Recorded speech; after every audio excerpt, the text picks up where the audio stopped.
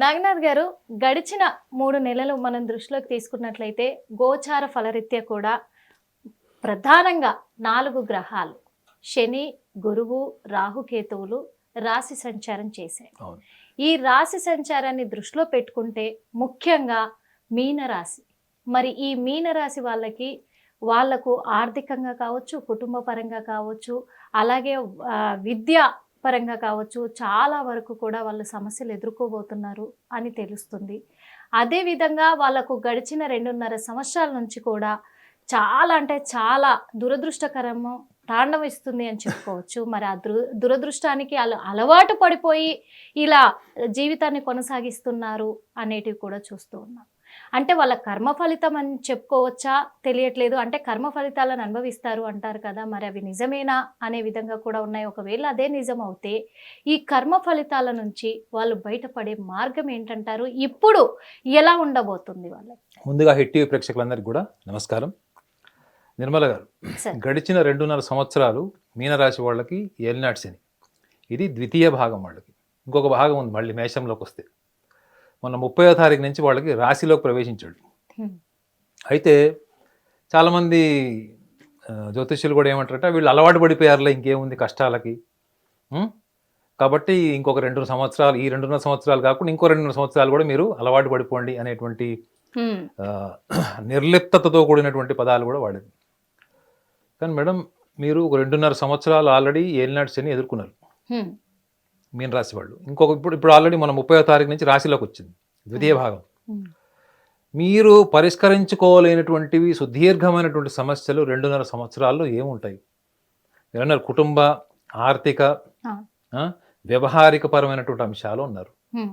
So ఇక్కడ గమనించాల్సింది ఏంటంటే, మీన రాశి, రాశి అంటేనే చంద్రుడు యొక్క స్థానాన్ని బట్టి రాశి భావం అన్నది వాళ్ళకి గోచారంలో వివిధ గ్రహాలు యొక్క సంచారాన్ని బట్టి ఆ భావాన్ని దృష్టిలో పెట్టుకొని ఆ భావ ప్రభావం వాళ్ళ యొక్క ప్రారబ్ధ కర్మలో, అంటే ఈ జన్మలో వాళ్ళు ఎటువంటి వైఫల్యాలు ఎదుర్కొంటారు, ఎటువంటి సక్సెస్ని, అంటే ఎటువంటి వాళ్ళు లైఫ్లో సక్సెస్ఫుల్గా ముందుకు వెళ్తారు, ఎంత చైతన్యంతో ఉంటారు, ఎంత నిర్లిప్తతో ఉంటారు అన్నది ఆ యొక్క గ్రహాల యొక్క భావాన్ని బట్టి, అంటే ఏ భావంలో ఏ గ్రహం ఉంది అన్న దాన్ని బట్టి విశ్లేషిస్తాం.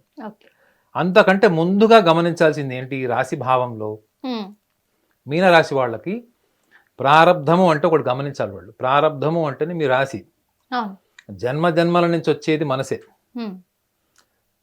మనం పూర్వజన్మలో ఏమైనా ఉండొచ్చు మేడం, మన ఆవు ఉండొచ్చు, కాకి ఉండొచ్చు, పులి ఉండొచ్చు, ఏమైనా ఉండొచ్చు. మీరు మాత్రం పక్కకు పులి అంటారు పూర్వజన్మలో. అంటే మనం పూర్వజన్మలు ఏంటి అన్న మనకు తెలియదు, కానీ వర్తమానంలో మనకి వచ్చింది ఏంటి? మనసు. ఎందుకు మనసు అంటున్నామంటే, మనకు పుట్టుకతో ఒక సంస్కారం ఉంటుంది మేడం, పుట్టుకతో కొన్ని లక్షణాలు వస్తాయి. దీన్ని సైన్స్ కూడా యాక్సెప్ట్ చేస్తుంది. అంటే బై బర్త్ నేచర్ అంటారనమాట. అంటే నేచర్, నర్చర్ రెండు ఉంటాయి అన్నమాట. జ్యోతిష శాస్త్రంలో పుట్టుకతో వచ్చేటువంటి స్వభావాన్ని చర్చించింది. అంటే పుట్టుకతోనే ఒక స్వభావం వచ్చిందంటే మీకు పూర్వజన్మ నుంచి కర్మలను ఆచరించి ఈ జన్మలో శరీరంలోకి వచ్చినటువంటి మనసే ఆత్మరూపంలో. మనము భౌతిక ప్రపంచంలో మన వ్యవహార శైలిని బట్టి, మన జీవితంలో మన కార్యాచరణ, మన తెలివితేటలు, బుద్ధి, ఇవన్నీ కూడా ఏంటి? మనిషికి అంతర్గతంగా ఉన్నటువంటి భావం. ఈ భావాన్ని మనము బయట ప్రపంచంలో మనం తీసుకొచ్చినప్పుడు మనం వాటిని సమర్థవంతంగా ఎంతవరకు తేయగలుగుతున్నాము, తేలేకపోతున్నాము. తీసుకొచ్చిన దాంట్లో ఏమైనా వరకు వైఫల్యాలు వస్తే మనం ఎందుకు ఎదుర్కోలేకపోతున్నాము, మళ్ళీ అవే వైఫల్యాలు పునరావృతం కాకుండా ఎందుకు కాపాడలేకపోతున్నాం? ఈ 2.5 సంవత్సరాల్లో వాళ్ళు ఎదుర్కొంది అదే కదా. వైఫల్యాలు పునరావృతం ఎందుకు అవుతున్నాయి వాళ్ళకి? దానికి మూలాలు ఏంటి? ఏ కారణం వల్ల అవుతుంది అంటే, మీనరాశి వాళ్ళకి గడిచినటువంటి 2.5 సంవత్సరాలు వ్యయభావంలో శని ఉన్నాడు కుంభరాశిలో. ఇప్పుడు రాశిలోకి ప్రవేశించాడు. అర్థం ఏంటి? శని కుంభరాశి. కుంభరాశి స్వభావం ఏంటనే తెలుసుకోవాలి. కుంభరాశి స్వభావం వాయు స్వభావం, మీనరాశి స్వభావం ఏంటి? జల స్వభావం, నీరు. సో ఇవన్నీ పంచభూతాలే. మళ్ళీ ఈ పంచభూతాల్లో సంబంధించినవే జ్యోతిష్ శాస్త్రంలో ఎక్స్ప్లెయిన్ చేస్తారు. ఇది జలరాశిలోకి వస్తుంది. ఈ జలరాశిలో ఉన్నటువంటి శని ప్రభావం తీవ్రత ఇప్పుడు తగ్గిపోతుంది మేడం. ఇది ఫస్ట్ వాళ్ళు ప్రధానంగా గమనించాల్సింది. 30వ తారీఖు మార్చి నుంచి ఎంటర్ అయ్యాడు. ఈ జల స్వభావం ఉన్నటువంటి రాశిలోకి ప్రవేశించినటువంటి శనిగ్రహము ఏ భావాలను తీసుకుంటాడు? వ్యయ లాభస్థానాలను తీసుకుంటాడు. వ్యయము అంటే ఏంటి? వీళ్ళు గతంలో 2.5 సంవత్సరాల్లో ఏవైతే కోల్పోయారో, ముఖ్యంగా వీళ్ళు గమనించాల్సింది చిరచరాస్తులు ఉంటాయి చూడండి మేడం. తాత ముత్తాతల నుంచి వచ్చినది, తండ్రి ఆస్తి, తల్లి ఆస్తి, లేదా కుటుంబ సభ్యులు తర్వాత మనకు వచ్చేటువంటి ఆస్తి, ఇవన్నీ కూడా వ్యయభావానికి వస్తాయి. వ్యయభావం అంటే కేవలం నష్టం మాత్రమే, బాధ మాత్రమే కాకుండా ఈ చిరచరాస్తులకు సంబంధించిన విషయాల్లో కూడా వీళ్ళకి ఇప్పుడు న్యాయం జరిగే అవకాశం ఉంటుంది మేడం. ఓకే. సో మీనరాశి వాళ్ళకి ఇప్పుడు న్యాయం జరిగే ఒక బ్రైటర్ ఆస్పెక్ట్ ఏంటంటే, ఇంతవరకు మీరు కొంతమందికి చూడండి అన్ని మొత్తం సర్వస్వం కోల్పోయి ఆర్థిక సంక్షోభంలో ఉన్నప్పుడు కోర్టు కేసులు గెలవడం, కోర్టు ద్వారా రావాల్సినటువంటి ఆస్తులు, కోర్టు ద్వారా వచ్చేటువంటి కొన్ని జడ్జిమెంట్స్ వీళ్ళకి ఫేవర్లో రావడం, ఇవన్నీ కూడా వాళ్ళకి ఇప్పుడు అనుకూలం అవుతాయి. ఎందుకు? మీనరాశి వాళ్ళకి ఒక డివైన్ నేచర్ ఉంటుంది మేడం. అదేంటి? పూర్వజన్మ సంస్కారం ఏంటి వీళ్ళకి? వీళ్ళకి డివైన్ నేచర్ అంటే ఏంటి మేడం? క్షమాగుణం ఉంటుంది. వీళ్ళకున్నంత దయ జాలి ఏ రాశికి ఉండదు మేడం. ఏ రాశికి ఉండదు. వీళ్ళకి అపారమైనటువంటి క్షమాగుణం ఉంటుంది. వీళ్ళకి కోపం కూడా విపరీతంగా ఉంటుంది, కానీ క్షణికం ఉంటుంది. చూడండి, ఇంత అపారమైనటువంటి క్షమాగుణము దయా జాలి ఉన్నటువంటి వీళ్ళకి అందులో రాశిలోకి శని ప్రవేశించినప్పుడు గతంలో అంటే గడిచినటువంటి 2.5 సంవత్సరాల ఏలినాటి శని యొక్క ప్రభావము వీళ్ళకి యాడింగ్ స్ట్రెంగ్త్ ఏంటి అదర్ దాన్ సాటర్న్ అంటే శనిగ్రహంతో పాటు ఇంకో ఉన్నటువంటి బలమైనటువంటి యోగ్యం ఏంటి అంటే చతుర్థ భావంలోకి రాస్యాధిపతి ప్రవేశించాడు. అంటే ఏంటి? కేంద్ర భావంలోకి వచ్చాడు. అందుకే నేను చెప్తుంది ఏంటంటే వీళ్ళకి property, anything related to the litigation property, దీనికి సంబంధించిన విషయంలో వీళ్ళకి అనుకూలమైనటువంటి స్థితిగతులు ఏర్పడతాయి. దీనికి ఇంకొక బలమైనటువంటి ఆస్పెక్ట్ కూడా ఏంటంటే వ్యయభావంలోకి రాహు, ఈ భౌతిక సుఖ సంతోషాలను ఇచ్చేటువంటి వాడు, సెన్సేషనల్ రిజల్ట్స్ ఇచ్చేవాడు, అధికారాన్ని ఇచ్చేవాడు, మంచి గుర్తింపునిచ్చేటువంటి వాడు, ఈ యొక్క గ్రహానికి సంబంధించినటువంటి లక్షణాలన్నీ కూడా రాహు వ్యయంలో చెప్పబడ్డాయి. అయితే ఇవన్నీ కూడా సెన్సేషన్స్. అంటే మీనరాశి వాళ్ళకి అన్ని సెన్సేషన్సే, అద్భుతాలే తప్ప వాళ్ళు కూర్చొని ఆల్రెడీ 2.5 సంవత్సరాలు మొత్తం కడిగేసింది శని, ఏలినాటి శనిలో, కాబట్టి ఇప్పుడు మనకి ఏమి జరగదు, మనం ఏమి చేయలేము అనేటువంటి నిర్లిప్తతలో నుంచి బయటికి రావాలి. ఎట్ ద సేమ్ టైం చూడండి, వీళ్ళకి సప్తమ భావంలో ఉన్నటువంటి కేతువు కన్యలో నుంచి సింహంలోకి వచ్చాడు. అశుభగ్రహాలు ఎప్పుడు కూడా కేంద్ర స్థానాల్లో ఉండకూడదు అంటారు. కాబట్టి కేంద్రం నుంచి కోణ త్రికోణం అనేటువంటి గ్రహాలు రాశి అనేటువంటి సింహరాశిలోకి వచ్చాడు. అయితే ఇక్కడ కేతువు వీళ్ళకి ఆల్రెడీ ధార్మిక బలం ఉంటుందని చెప్పాను.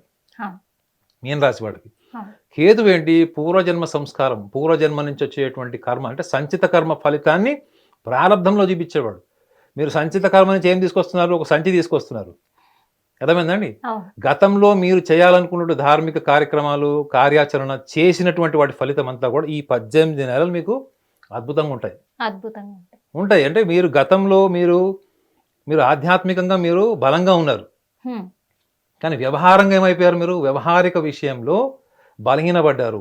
దానికి బలమైన కారణాలు ఏంటి? కుటుంబ జీవిత భాగస్వామి, లేదా మీరు ప్రేమించిన వ్యక్తి మీకు దూరం అయిపోవడం, ఆ ప్రేమించిన వ్యక్తిని మీకున్నటువంటి భయము, సున్నితత్వము, నిర్మోహమాట వైఖరి, వీటి వల్ల దూరమైన వాళ్ళు, వీటన్నిటి వల్ల తీవ్రమైన మనస్తాపం చెందిన వాళ్ళు ఇప్పుడు అదే వైవాహిక జీవితానికి సంబంధించి, భావోద్వేగాలకు సంబంధించింది, ప్రేమ వ్యవహారానికి సంబంధించిన విషయాల్లో అనుకూలమైన వాతావరణం ఉంటుంది.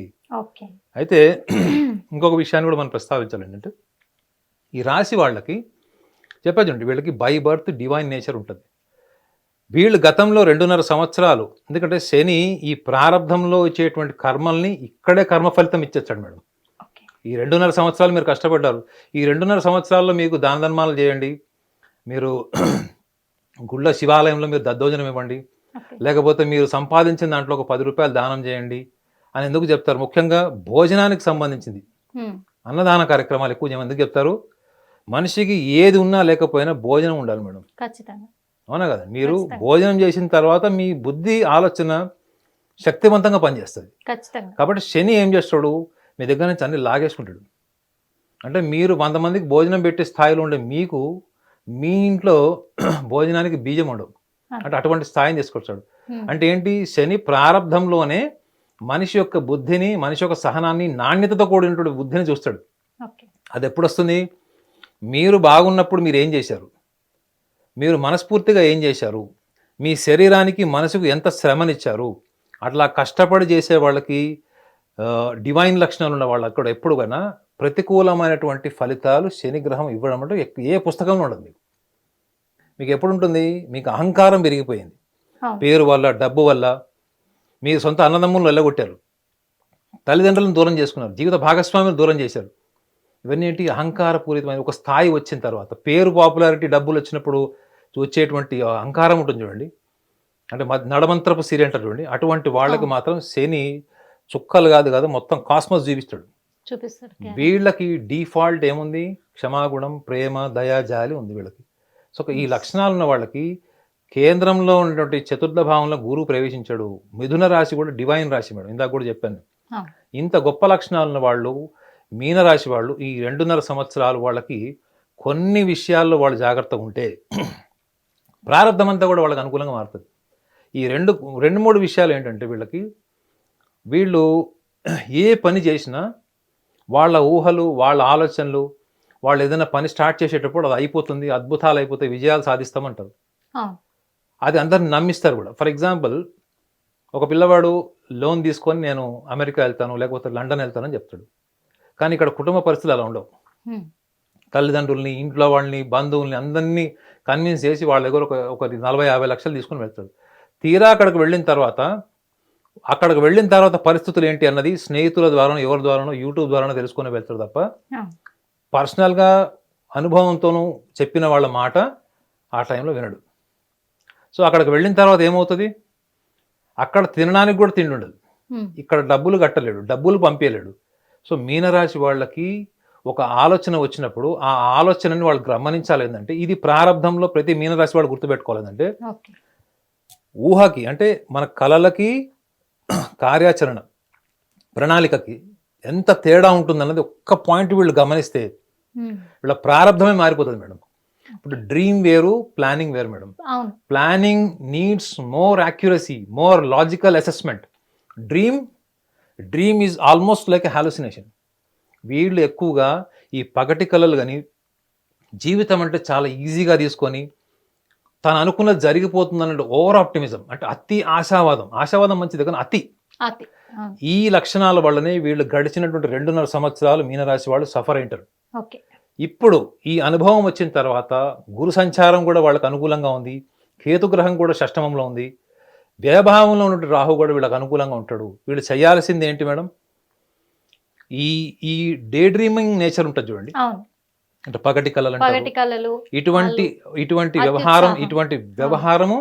రెండోది, ఎదుటి వాళ్ళతోని చాలా arrogant గా వీళ్ళు బిహేవ్ చేస్తారు. ఎప్పుడు వాళ్ళ ఊహలకి మీరు విరుద్ధంగా ఏమైనా మాట్లాడినా, లేదా అందులో తార్కికంగా మీరు ఏమైనా చెప్పాలని ట్రై చేసినా, మీ దగ్గర డబ్బుల కోసం వచ్చినప్పుడు ఇది వద్దు అని చెప్పారు అనుకోండి, ఇంకోళ్ళ దగ్గరికి వెళ్తాడు తప్ప వాళ్ళు ఎందుకు చెప్పారు, దాంట్లో మర్మం ఏంటి అనేది ఆలోచించారు. ఇది వాళ్ళకి ఆల్రెడీ 2.5 సంవత్సరాలు ఏలినాటి శని గుణపాఠం నేర్పించింది. దీన్ని వీళ్ళు విస్మరిస్తే నెక్స్ట్ 2.5 సంవత్సరాలు మేషరాశిలోకి వస్తుంది. మేషరాశిలో శని చాలా బలహీనుడు, గోచారంలో ఉచ్చనీచం ఉండవు కానీ బలహీనుడు. కాబట్టి మేషరాశి వాళ్ళు గమనించాల్సింది ఏంటి? గురువు అనుకూలంగా ఉన్నాడు కేంద్రంలో, కేతువు అనుకూలంగా ఉన్నాడు, రాహు అనుకూలంగా ఉన్నాడు. కావాల్సింది అలా ఏంటంటే వీళ్ళు రాశి భావాన్ని గమనించి, ఈ రాశి భావమే వీళ్ళ ప్రారంధం, ఈ రాశి భావమే వీళ్ళ ప్రారంధం, సంచిత నుంచి వచ్చినటువంటి ప్రారంధం.